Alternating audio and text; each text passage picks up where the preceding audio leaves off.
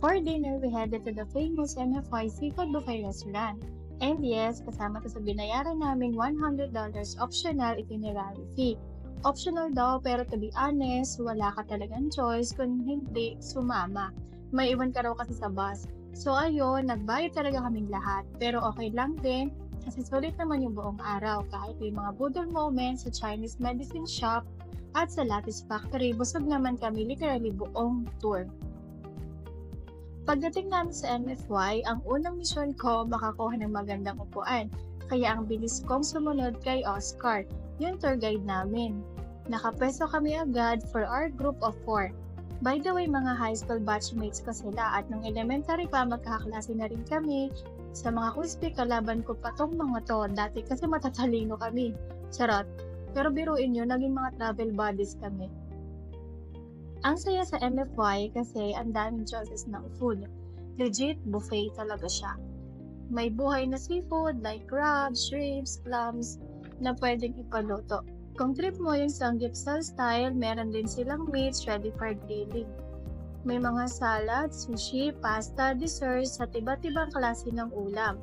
Kung gutom ka, para kang nasa heaven. Ako naman, paikot-ikot lang sa restaurant habang nag-review ng mga pagkain.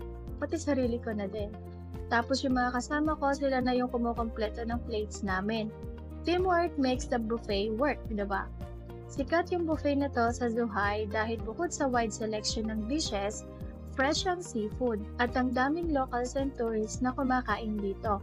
Parang requirement na siya sa mga group tours kasi ang dami mong pwedeng tikman na talagang panalo sa lasa. Isa ito sa worth it stops namin ngayong araw. Kahit pagod na, kompleto ang saya pag masarap ang dinner. Pwede kang pumili dito ng kahit anong pagkain. Pwede ka rin balik-balikan ng mga pagkain na hindi mo pa nakuha at yung mga nakuha mo na gusto mong balikan. Kasi minsan katulad nito, wala na yung laman. So, magre-request ka sa kanila ulit. Kaso, hindi sila nakakaintindi ng English. Ituturo mo lang yung code, tapos sabihin mo kung ilan. May mga tea din dito, tsaka yung mga vinegars nila napakasosyal. At ayun, buhay pa yung shrimp ba yan? Tsaka yung mga clams. Sinusot lang yan dyan sa lutuan para maluto sila at marami kumain.